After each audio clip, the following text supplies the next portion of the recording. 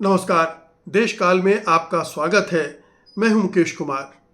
दोस्तों, हम सब जानते हैं कि इस समय हमारा देश भयानक तेल और गैस के संकट का सामना कर रहा है और आने वाले वक्त में ये संकट और भी गहरा सकता है।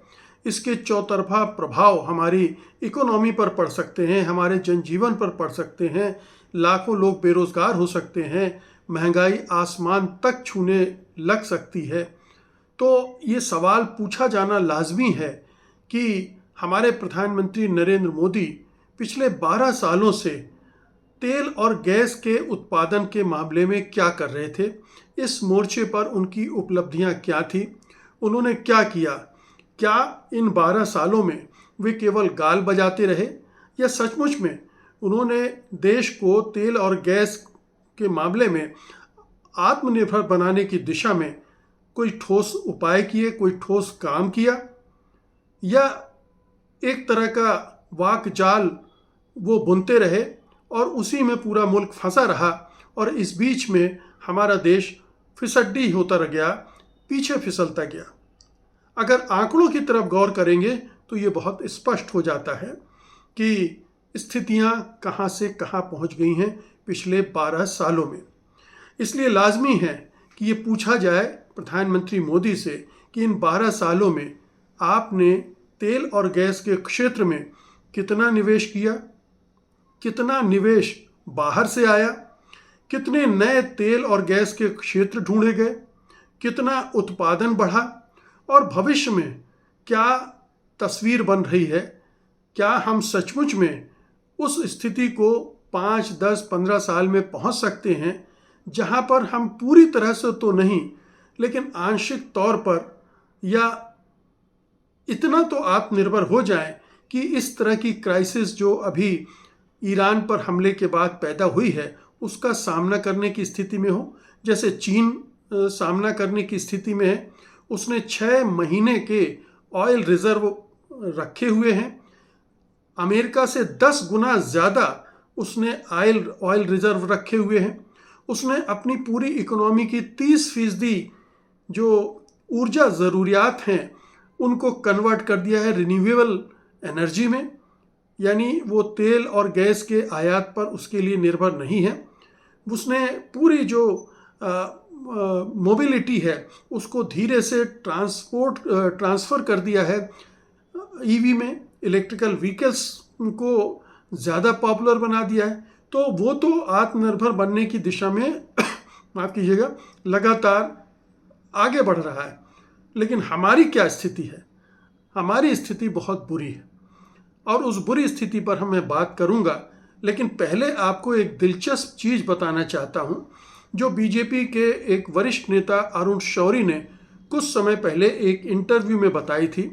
और उन्होंने कहा था कि किस तरह से प्रधानमंत्री मोदी ने, जब वो गुजरात के मुख्यमंत्री थे, तो एक कितना बड़ा झूठ बोला था, कितने बड़े पैमाने पर गुजरात की जनता को और देश को गुमराह किया था।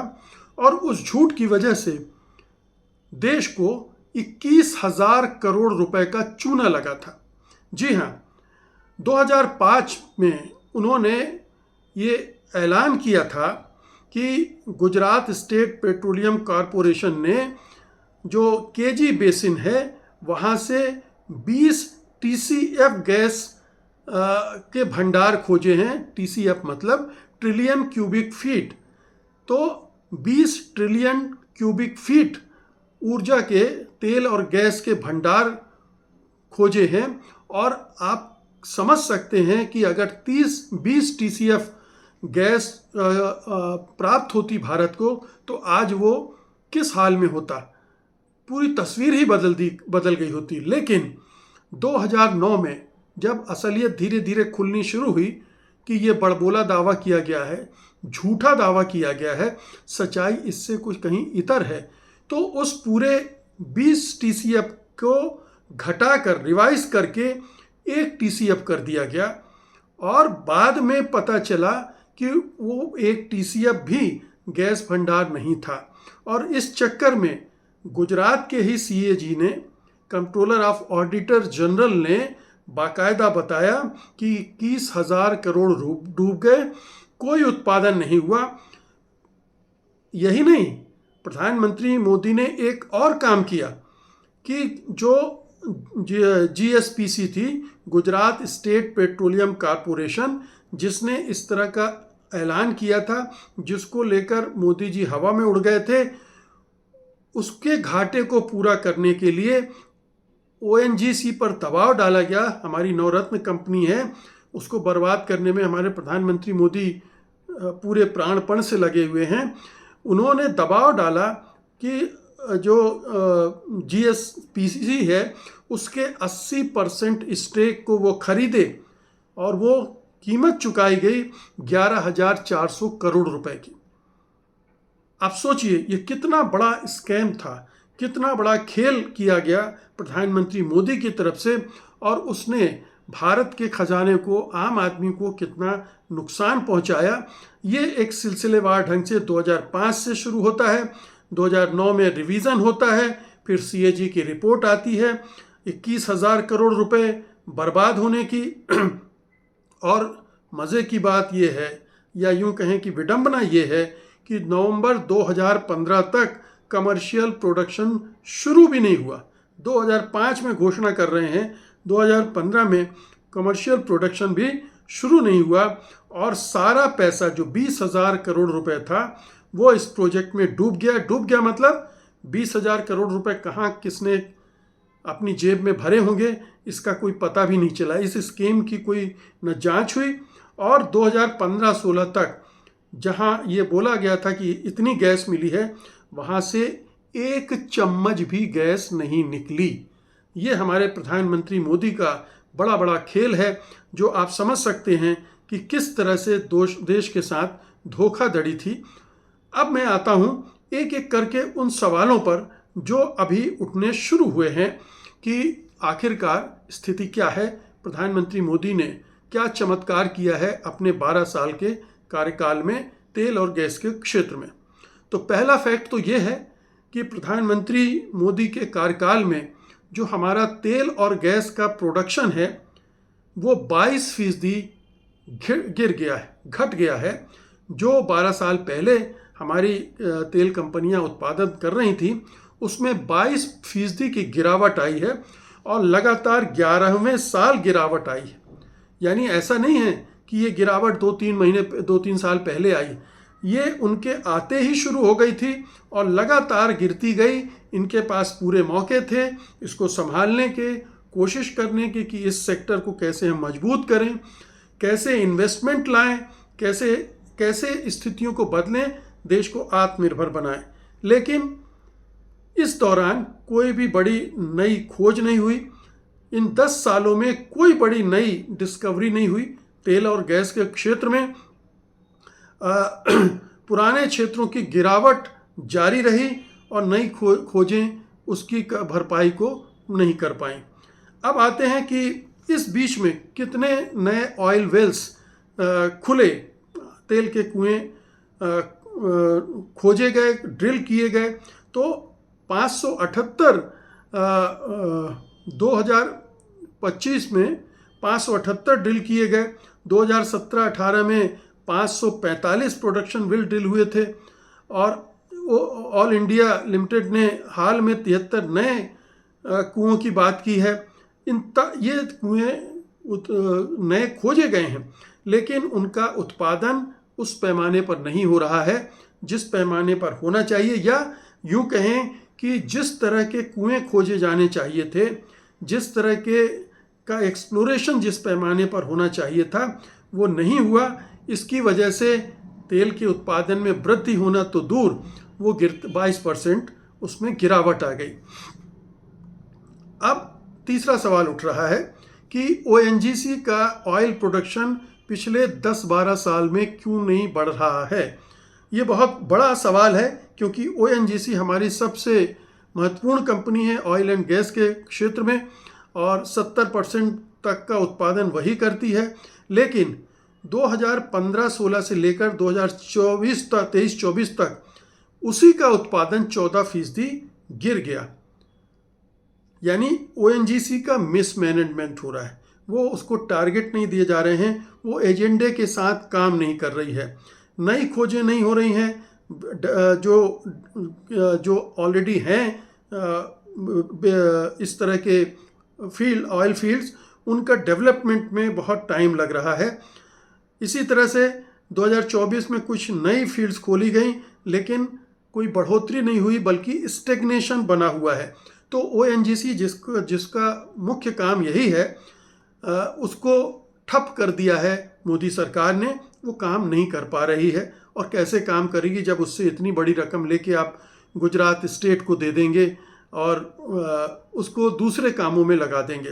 फिर आते हैं कि ऐसा क्यों हो रहा है कि जो विदेशी कंपनियां हैं वो हमारे यहाँ एक्सप्लोरेशन के लिए नहीं आ रही हैं, जबकि कई छोटे छोटे देशों में भरपूर जा रही हैं। जैसे बड़ी अंतर्राष्ट्रीय कंपनियां हैं, Exxon, Shell, Total, BP। Bharat में बड़े पैमाने पर ये कोई एक्सप्लोरेशन नहीं कर रही हैं। BP ने जरूर रिलायंस के साथ जॉइंट वेंचर किया है, लेकिन अभी एक्सप्लोरेशन बहुत सीमित स्तर पर है। कारण क्या है? एक तो मोदी सरकार की पॉलिसी में बहुत अनसर्टिनिटी है। कोई भी जो विदेशी कंपनियां आती है वो चाहती है कि जो भी पॉलिसी हो उसमें स्टेबिलिटी हो। जो आज बात सरकार कर रही है कल पलट नहीं जाएगी, इसकी गारंटी होनी चाहिए। तो ये सरकार इस मामले में गारंटी देने में या भरोसा पैदा करने में नाकाम रही है। फिर इसने GST में जो बढ़ोतरी की इस क्षेत्र के लिए 12 से 18% की, उसने भी रोक रखा है। फिर जियोलॉजिकल कॉम्प्लेक्सिटीज़ तो हैं ही, ये तो सबको पता है, पहले भी पता था, 12 साल पहले भी, लेकिन 12 साल पहले भी काम हो रहा था, हमारे यहाँ काम नहीं हो रहा था। अब ये एक नई समस्या बताई जा रही। गुयाना और ब्राज़ील में ज़्यादा ये कंपनियां जा रही हैं, वहाँ उन्हें ज़्यादा विश्वास लग रहा है, ज़्यादा उम्मीद लग रही है और वहाँ की सरकारों से ज़्यादा मदद मिल रही है। ये भी पूछा जा सकता है कि पिछले एक दशक में कितने एक्सप्लोरेशन के ब्लॉक अवार्ड किए गए हैं और कितने कमर्शियली तेल और गैस पैदा करना शुरू कर चुके हैं। तो 2016 से अगर लें तो 8 राउंड में 144 ब्लॉक्स अलॉट किए गए हैं। इन बॉक्स में से सिर्फ 10 डिस्कवरी नई हैं, 6 ऑयल के फील्ड हैं और 4 गैस के। केवल एक ब्लॉक, 144 ब्लॉक्स अलॉट किए गए हैं, जिसमें से केवल एक ब्लॉक में कमर्शियली गैस प्रोड्यूस होनी शुरू हुई है। 10 सालों में 144 में से एक। अब आप सोच लीजिए, माना जाता है कि कोई भी नया ब्लॉक होता है उसको डेवलप होने में 6-7 साल लगते हैं। अगर हम 7 साल भी मान लें तो अब तो 10 साल हो गए हैं। 10 साल में भी हम इनमें से 10% भी चालू नहीं करवा पाए हैं। ये सरकार की एक और बड़ी नाकामी है। फिर जैसा मैंने कहा कि जब ब्राज़ील और गुयाना जैसी छोटे छोटे देश अपने यहाँ अट्रैक्ट कर रहे हैं फॉरेन इन्वेस्टमेंट को, तो हमारे यहाँ माफ़ कीजिएगा, तो हम इसमें नाकाम क्यों हो रहे हैं? अब देखिए, गुयाना में 2015 के बाद एक्सॉन ने स्टाब्रोक ब्लॉक में $11 बिलियन बैरल तेल खोजा है। $11 बिलियन की कीमत का तेल खोजा है और 2019 में से 2025 में $1 मिलियन BPD ने 2030 तक 1.7 मिलियन बैरल का खोज और हो जाएगी, ऐसा माना जा रहा है। इसी तरह से ब्राज़ील में हुआ है, वहाँ भी भारी निवेश हो रहा है। पेट्रोब्रास, BPD ने मेजर निवेश किया है। भारत में एक्सप्लोरेशन इन्वेस्टमेंट सिर्फ $1.37 बिलियन का आया है। कोई मेगा डिस्कवरी नहीं हुई है। कोई रेगुलेटरी टैक्स इंस्टेबिलिटी, ये सब होने की वजह से हाई गवर्नमेंट शेयर रहता है इनमें। जो भी एक्सप्लोरेशन हो रहा है उनमें प्राइवेट या फॉरेन इन्वेस्टर नहीं आते हैं। तो ये बहुत साफ है कि निवेशक जो है वो गुयाना, ब्राज़ील वगैरह को चुन रहे हैं। फिर आते हैं कि private producers of oil, the government has persuaded बहुत बड़े बड़े क्लेम किए हैं। अभी क्लेम किया है कि $30 बिलियन का एक इन्वेस्टमेंट आ रहा है, रिलायंस और BP दोनों मिलकर KG बेसिन में करने वाले हैं। जैसे अभी मैंने बताया कि कहा था 20 TCF का एक प्रोजेक्ट अनाउंस कर दिया था मोदी जी ने, उसी तरह से ये 20-30 मिलियन डॉलर का कह दिया है। लेकिन ये कब आएगा, कब इन्वेस्ट होगा, कब ऑयल और गैस मिलेगा, इसका कोई टाइमलाइन हमसे शेयर नहीं किया गया है।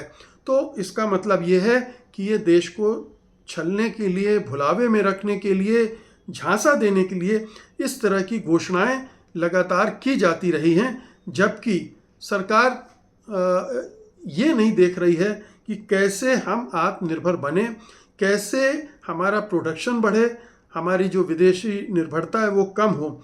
अगर हम रिन्यूएबल एनर्जी की तरफ जाएंगे कि कम से कम सरकार ने वहाँ फोकस करके कुछ बड़ा काम कर दिया हो कि हमारी जो ऊर्जा ज़रूरियात हैं उनका 5-10% वहाँ से पैदा होने लगा हो, तो ऐसा भी नहीं हुआ है। अभी हम बिल्कुल शुरुआती स्टेज पर हैं उस मामले में भी।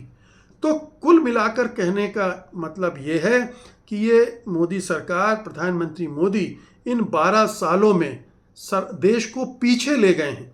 आगे बढ़ाना तो छोड़ दीजिए, 22% प्रोडक्शन का गिरना, कम होना, 10 साल पीछे जाना है। यानी इन 10 सालों में, 12 सालों में भारत करीब 25 साल पीछे चला गया है और आगे की भी कोई योजना इस सरकार के पास नहीं है। किसी तरह से भी कोई बड़ा अभियान इस दिशा में नहीं चलाया है, कोई बड़ी नीति का कोई एक बड़ा कुछ इनिशिएटिव लिया गया हो, ऐसा भी नहीं है। हाँ, दावे बड़े बड़े, झूठे झूठे, लंबी लंबी फेंकना, ये हमारे प्रधानमंत्री और उनकी सरकार का चरित्र रहा है और वो उसी लाइन पर चल रही है और हमारे भक्तगण उसी को सुन सुनकर तालियां थालियां बजा रहे हैं, गुणगान कर रहे हैं। बहुत बहुत शुक्रिया आपका। धन्यवाद। नमस्कार।